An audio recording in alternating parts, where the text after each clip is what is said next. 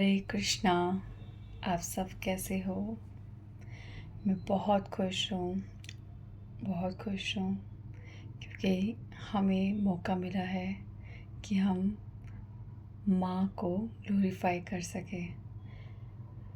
तो अब ना कुछ कथाएं हैं, बहुत सुंदर सुंदर कथाएं हैं, जिससे ये पता चलेगा कि दुर्गा माता जो है वो भगवान की बहिरंगा शक्ति हैं और कैसे कैसे वो हमेशा हमारी मदद करती हैं भक्ति पाने में।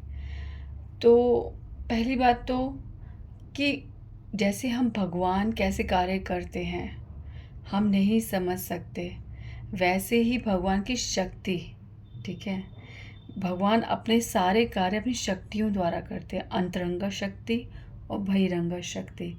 ठीक है, तो अंतरंगा शक्ति और बहिरंगा शक्ति ये हम नहीं समझ सकते कि ये भी किस प्रकार कार्य कर रही हैं। ठीक है, तो माँ किस प्रकार इस सृष्टि में प्रत्येक जीव की मदद कर रही हैं भक्ति की ओर ले जाने के लिए, किस प्रकार उनका सिर्फ एक ही लक्ष्य है कि जीव जो है भगवान हरि की भक्ति करे। ठीक है, और यही सर्कमस्टेंसेस जो हैं वो इस प्रकार से क्रिएट कर रही हैं कि हम भक्ति कर पाए। बहुत बातें हैं बट एक बात ध्यान से, एक चीज़ मैं करूँगी। यहाँ पे जगन्नाथ जी जो है, ठीक है, जगन्नाथ जी की कथा से मैं अब शुरू करूँगी, माता रानी की ग्लोरिफिकेशन। पहले तो हम जब दर्शन करते हैं जगन्नाथ बलदेव और सुभद्रा, ठीक है, जगन्नाथ बलदेव सुभद्रा, तो जगन्नाथ जी बीच में, सुभद्रा महारानी, बलराम जी। ऐसा क्यों है कि जगन्नाथ जी और बलराम जी फिर सुभद्रा, ऐसा क्यों नहीं है? सीक्वेंस ऐसे ही क्यों बैठा कि जगन्नाथ जी और बलराम जी के बीच में सुभद्रा महारानी है? ऐसा कैसे है? मतलब इतना समझो कि हम लोग जो है ना, भगवान की हर चीज़ भगवान की जो है उसके पीछे बहुत बड़ी बड़ी लीलाएं होती हैं। हर चीज़ के पीछे कारण होता है। भगवान का हंसना, भगवान का बोलना, भगवान का कुछ कहना, भगवान का किस प्रकार से खड़ा होना, हर चीज़ के पीछे एक बहुत कारण है। ठीक है, बहुत बड़ा कारण है। तो वो हम नहीं समझ सकते। ठीक है, तो अभी मैं बात कर रही थी कि जो दुर्गा माता भगवान की जो बहिरंगा शक्ति वो किस प्रकार कार्य करती है वो हमें नहीं समझ आ सकता। उसके लिए हमें दो व्यक्तियों की आवश्यक है। ठीक है, अगर हम थोड़ा बहुत भी समझ सकते हैं तो दो व्यक्ति हमारे को चाहिए, एक स्वयं भगवान या फिर गुरु। तो ये जो मैं आपको बता रही हूँ ना, जगन्नाथ बलराम जी सुभद्रा, अगर आप लोग कभी जगन्नाथपुरी गए हो, ठीक है, तो हम लोग जब जगन्नाथ जी के दर्शन करते हैं तो हम गरुण जी वहाँ पे जो है उनके पीछे खड़े होकर दर्शन करते हैं। तो जब हम गरुण जी के पीछे खड़े होकर दर्शन करते हैं तो जब जगन्नाथ जी को देखते हैं तो आदि सुभद्रा महारानी दिखती हैं साथ में, और जब हम सीधे हाथ की तरफ जाते हैं तो बलराम जी दिखते हैं, और बलराम जी फिर साथ में सुभद्रा महारानी। तो ऐसा करते करते करते हम गर्भगृह के बाहर तक भी पहुंचते हैं, तब भी ऐसा ही होता है, चल रहा होता है। पर बहुत भीतर जाके, ठीक है, बहुत भीतर, बहुत करीब जाके हमें तीनों के इंडिविजुअल व्यक्तिगत रूप दिखते हैं। बहुत जब भीतर, बहुत क्लोज जब पहुंच जाते हैं तब जगन्नाथ जी को पूरा देख सकते हैं, बलराम जी को पूरा देख सकते हैं, सुभद्रा महारानी को पूरा देख सकते हैं। इसका अर्थ क्या है कि जब हम दर्शन कर रहे हैं जगन्नाथ जी के, अभी हम बहुत दूर हैं, ठीक है, अभी हम बहुत दूर हैं, तो जगन्नाथ जी के दर्शन जब हम करते हैं तो सुभद्रा महारानी दिखती हैं, ठीक है, और जब बलराम जी का दर्शन करते हैं तो सुभद्रा महारानी साथ दिखती हैं। तो ये हम जिस स्थिति पे अभी हम हैं, ठीक है, जिस स्थिति पे हम अभी खड़े हैं, हम जो संसार के अंदर हैं, तो जब हम भगवान की शक्ति का दर्शन करते हैं तो हमारे को उन शक्ति का दर्शन तभी हो सकता है जब हम साथ में गुरु की हो, गुरु की कृपा से, ठीक है, गुरु की कृपा से अगर हम दर्शन करेंगे तो शक्ति समझ आएगी, उनकी कृपा समझ आएगी। और जब भगवान के दर्शन करते हैं तब फिर से शक्ति समझ आएगी। ये ना बहुत गहरा उदाहरण है। जब हम इस संसार में हैं तो हम कहते हैं माया, ठीक है, माया। एक्चुअली मैं सच बताऊं, मुझे ना, हम लोग जो कहते हैं सब भगवान की माया है, ये माया का प्रभाव है और माया से बच के रहो, मुझे सब ना पर्सनली ना मुझे बहुत नेगेटिव सा लगता है, बहुत नेगेटिव सा लगता है। क्यों नेगेटिव? ये नेगेटिव है नहीं, पर सुन सुन के ऐसा कान में घुस सा गया है कि जैसे कोई इस प्रकार जब बोलता है तो नेगेटिव सा क्यों है ये, इसमें एक नेगेटिव वर्ड कहाँ से आ गया, एक नेगेटिव भावना कैसे आ गई।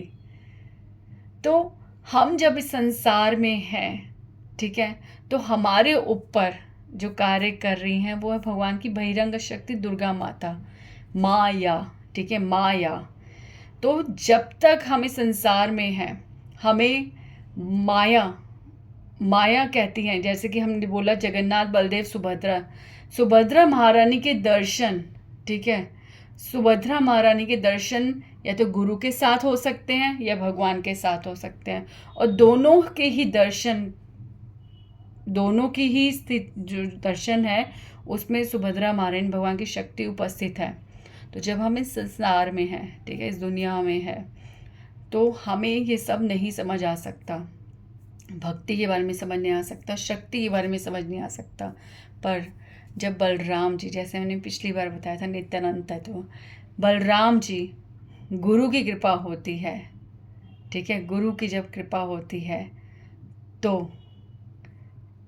तो भगवान की शक्ति समझ में आती है, वो शक्ति किस प्रकार हमारे पर कार्य कर रही है, कैसे भगवान की एक एक लीला, जिसको हम परीक्षा कह लो, माया का प्रभाव कह लो या कुछ भी कह लो, वो हमारी किस प्रकार सिर्फ भगवान की ओर, हमारी भक्ति की ओर हमारे को अग्रसर कर रही है, ठीक है। तो यहाँ पे जब संसार में भगवान की शक्ति काम करती है तो वो माया कहलाती है।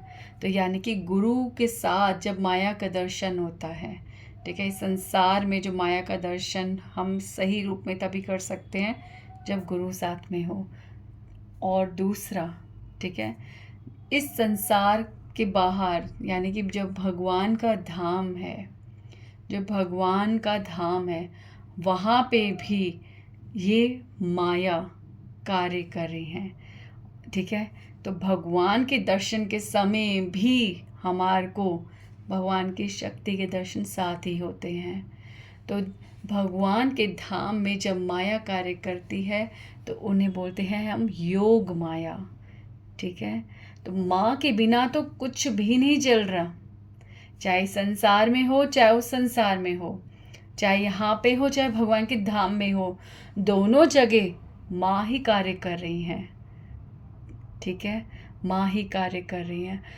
तो माया, योग माया।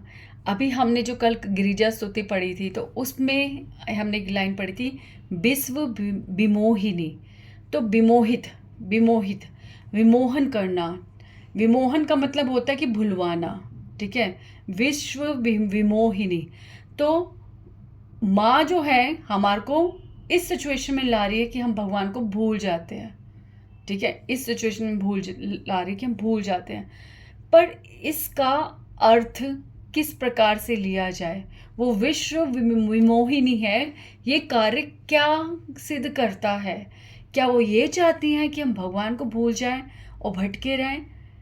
तो मैंने कल आपको एग्जाम्पल दिया था कि जब परीक्षा हमारे सामने होती है, क्वेश्चन पेपर हमारे सामने, तो फर्स्ट हम लोग भूल जाते हैं, ठीक है, हमारे को वो फिर से दोबारा हर चीज़ जो हमने सीखी है, जो करी है, उसको उसको उतारना, उसको दिखाना, उससे लिखना, उसका प्रमाण देना कि हमने क्या सीखा है, ये हमारे को एक परीक्षा बताती है।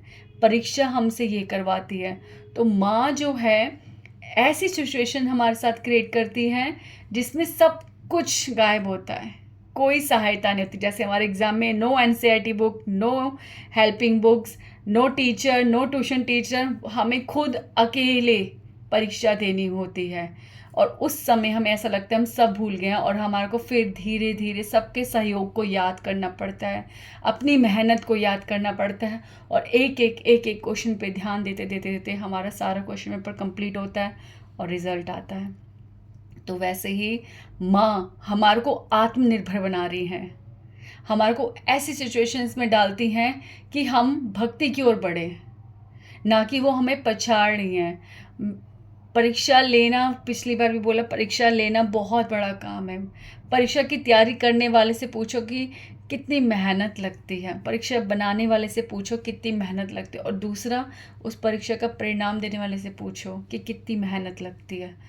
तो माँ जो है हमारे को तैयार कर रही हैं, भक्ति के लिए तैयार कर रही हैं, भगवान हरि के लिए तैयार कर रही हैं।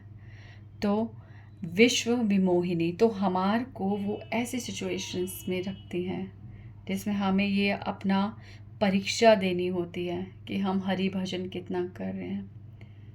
ठीक है, तो आप एग्ज़ाम्पल लो, जैसे हम लोग, जैसे एक बच्चे को ले लो।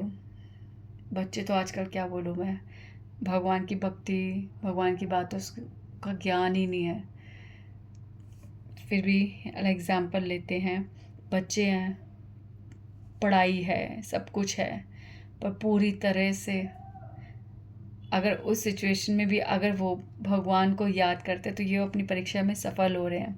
हम जॉब कर रहे हैं, कुछ भी कार्य कर रहे हैं, ऑफिस जाते करते हैं, पर उसके बाद भी इन परीक्षाओं में भी हमारी भगवान की हमें स्मरण है, तो हम सफल हैं, हमारी परीक्षा में सफल हो रहे हैं हम। एक गृहस्थ स्त्री जो है पूरे दिन कार्य में रत रहती है, पूरे दिन बिजी रहती है, अपने घर के काम संभालती है, उसके बावजूद अगर वो अपने भगवान का भजन कर रही है, अपने घर के सभी लोगों को इस प्रकार कार्य कर रही है कि सबको भगवान का स्मरण हो, वो अपने बच्चों को भगवान के स्मरण याद करवाती है, संस्कार देती है, तो समझ लो वो अपनी परीक्षा में सफल हो रही है। तो हर व्यक्ति जीवन के जो कार्य कर रहा है, अगर उसमें वो हरि का स्मरण कर रहा है तो समझो वो सफल हो रहा है।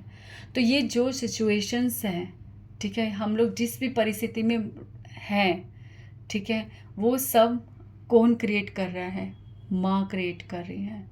ठीक है, माँ क्रिएट करती हैं, और हम लोगों को इन सब में प्रोग्रेस कराती हैं, हर चीज़ नोट करती हैं, और अगर हम नहीं समझते उतना ही टफ एग्ज़ाम होता है। ठीक है, तो विश्व विमोहिनी तो ऐसी परीक्षाएं जिसमें हमारे को आत्मनिर्भर होना होता है, हमें प्रूफ करना होता है, हमारी परीक्षा होती है, और हमारे को अपने भक्ति, अपनी गुरु कृपा, भगवान कृपा, संत कृपा के बल पर स्वयं उस हरि के स्मरण के साथ इन परीक्षाओं में सफल होना होता है। तो ये हुआ विश्व विमोहिनी। और रही बात धाम में भी माँ यही कार्य करती है, वहाँ पे भी विमोहित करती है। जैसे यहाँ पे हम लोग इतना हम लोग फंसे हुए हैं हर चीज़ में कि हम भूल जाते हैं, ठीक है, भगवान है, वैसे ही वहाँ धाम में भी यही कार्य करती हैं कि सब व्यक्ति, सब धामवासी, भगवान का प्रत्येक व्यक्ति भगवान के निज पार्षद भूल जाते हैं कि भगवान है, वो कृष्ण भगवान है, राम भगवान है, ऐसा करके कुछ लीलाएं अपनी करती हैं, अपना विमोहन प्रकाश डालती हैं कि सब लोग भूल जाते हैं कि कृष्ण राम भगवान है। क्योंकि जब लीला होती है, सोचो अगर कौशल्या माता को पता चले कि राम भगवान है, तो वो क्या हो, राम जी को प्रेम कर पाएंगी? अगर यशोदा मैया को पता चले कि कृष्ण भगवान है, जैसे जब कृष्ण ने अपना मुख खोला था तो पूरे ब्रह्मांड का दर्शन करा दिया था, उसके बाद योग माया माँ ने ही विमोहित किया था, भुलवा दिया यशोदा मैया को कि उन्होंने कुछ देखा है। ऐसी कौशल्या माता ने जब राम जी के चतुर्भुज रूप के दर्शन किए थे तो उसके बाद कौशल्या माता को भुलवा दिया। तो ऐसे कई इंसिडेंट जब होते हैं, जब भगवान का राज खुलता है तो वो भुलवा देती हैं। तो ये है योग माया। तो दोनों जगह, इस संसार में और उस संसार में, दोनों जगह माँ ही कार्य कर रही हैं, पर हम नहीं समझ सकते। ठीक है, हम नहीं समझ सकते। तो ये जो जगन्नाथ बलदेव सुभद्रा, ये जो दर्शन है ना, ये प्रूफ करता है कि सुभद्रा महारानी दिखेंगी, ठीक है, गुरु के साथ या जगन्नाथ जी के साथ। तो माँ अकेले नहीं समझ आ सकती। इससे ये भी पता चलता है, अगर हम सोच रहे हैं कि हम माँ की अकेले भक्ति करें, सिर्फ माँ ही भगवान है, ऐसे मान के भक्ति करें, तो माँ कहीं भी आपको दर्शन कुछ नहीं देंगी। ना ना ना, जो सत्य है वो सत्य है, जो सत्य है वो सत्य है। आप माता रानी की भक्ति कर रहे हो, आप शिव तत्व नहीं समझते। आप माता रानी की भक्ति कर रहे हो और माता के जो भगवान है, जिनके लिए वो सारे कार्य कर रही है, उस भगवान का अस्तित्व नहीं मान रहे, और आप सोच रहे हो माता को प्रसन्न करोगे। नहीं, नहीं हो सकता, ऐसा नहीं हो सकता। तो यहाँ पे जब हम जगन्नाथ और बलदेव जी के जो बीच में सुभद्रा है, भगवान की शक्ति, बहिरंगा शक्ति, भगवान की अंतरंगा शक्ति के रूप में भगवान वो बीच में स्थित है, बीच में स्थित है।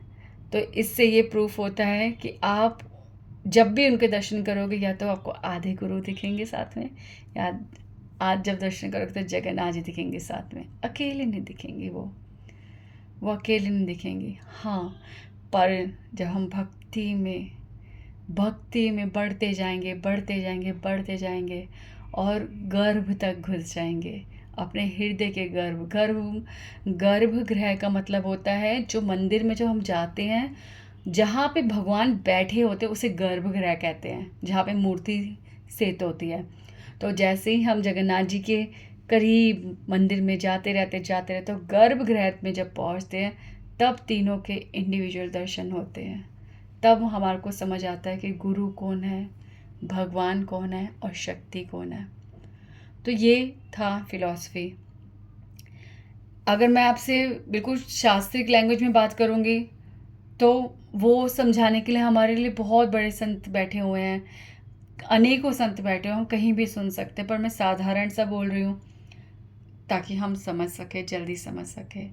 तो ये कोई ऑफेंस नहीं है, ये कोई कृष्णा को प्रमोट करने की बात नहीं है, ये कुछ भी नहीं है ऐसा। प्रमोट हम क्या करेंगे, और आप कौन हो, हम कौन हैं?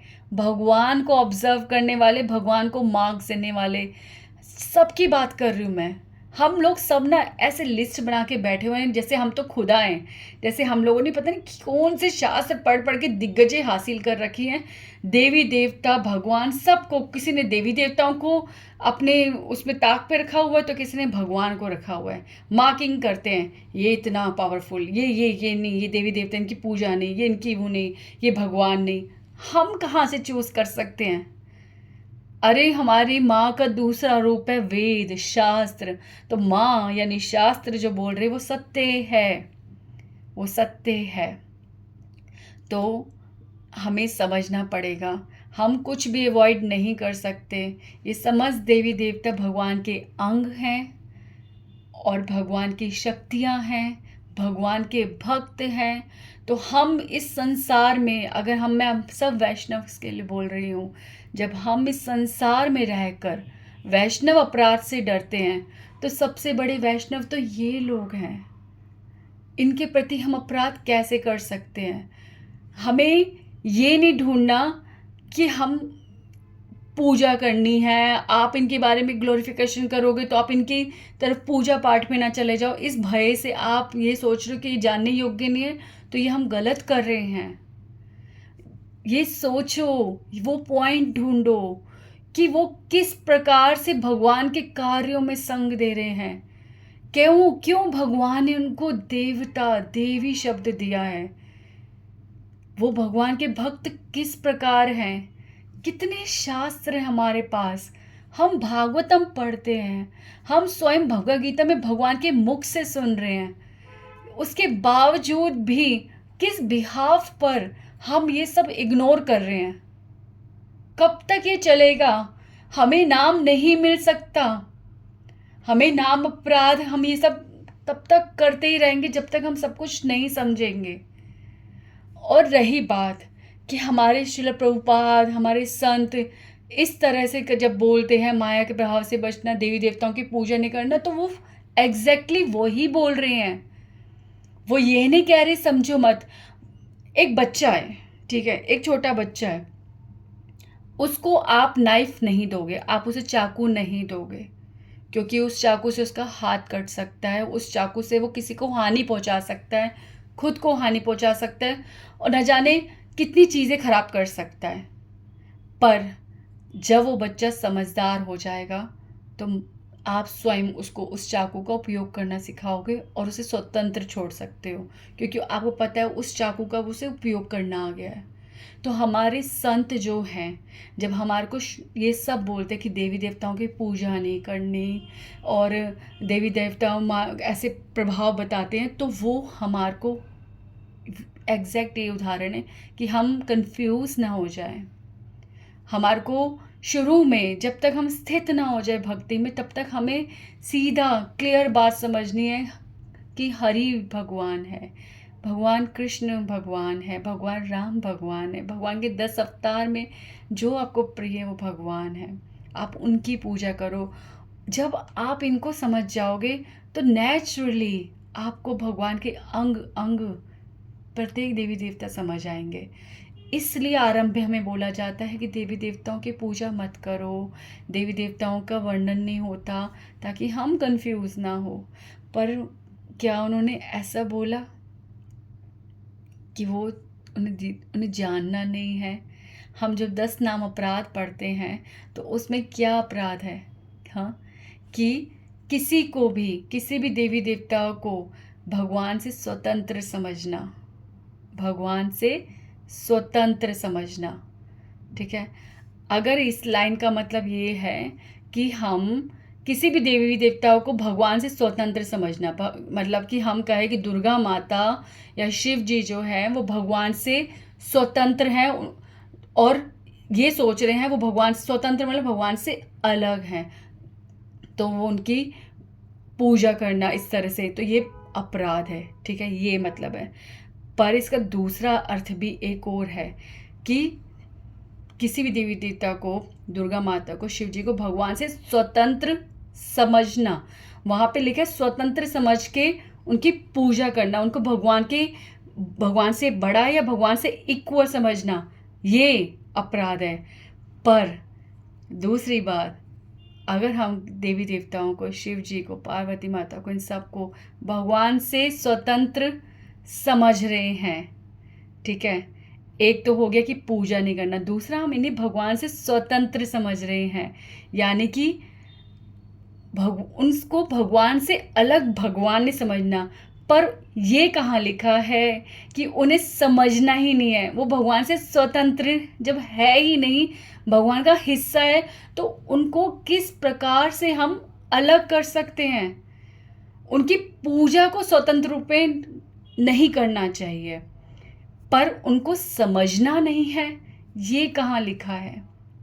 हमारे जो एक्ट है, जिस तरह से हम कार्य कर रहे हैं, उससे तो ये प्रूफ हो रहा है कि सारे देवी देवता भगवान से स्वतंत्र हैं, यानी वो जानने योग्य नहीं है, वो समझने योग्य नहीं है, उनको ग्लोरिफिकेशन नहीं करनी।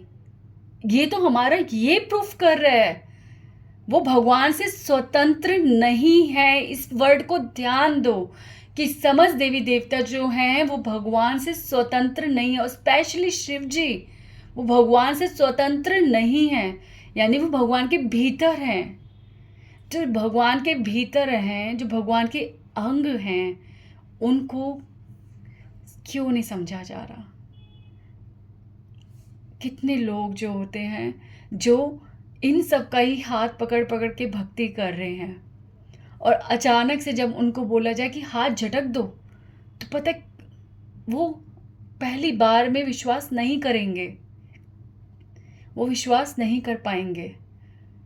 या तो वो झटक देंगे, that will be also wrong, या फिर वो झटकेंगे नहीं तो हरी को भी नहीं पकड़ेंगे, that will be also wrong. दोनों ही रॉन्ग हो जाएंगे। तो सबका स्वागत इस प्रकार से होना चाहिए कि पहले हरि को समझो। हरि भक्ति जब समझ आ जाएगी तो सबको प्रेम करना आ जाएगा। तब तक हम नहीं समझ सकते, कतई नहीं समझ सकते, बिल्कुल भी नहीं समझ सकते। तो जगन्नाथ जी जो हैं वो हमें अपनी शक्ति का दर्शन कराते हैं कि इस संसार में माया का दर्शन गुरु के द्वारा होता है, और धाम में भगवान के जब धाम होते हैं जो इस संसार के पार है, ठीक है, वहाँ पे भगवान के साथ माया का योग माया के रूप में दर्शन होता है। तो दोनों जगह भगवान की शक्ति नहीं छोड़ते, दोनों जगह भगवान कार्य कर रहे हैं। किनके साथ? दुर्गा माता अपनी शक्ति के साथ। तो अब है जगन्नाथ जी की लीला। जगन्नाथ जी की लीला, तो यहाँ पे मैं स्टॉप करती हूँ और नेक्स्ट में आपको बताती हूँ जगन्नाथ जी की लीला, जिसमें दुर्गा माता का कितना मोस्ट इम्पॉर्टेंट रोल है। हरे कृष्णा।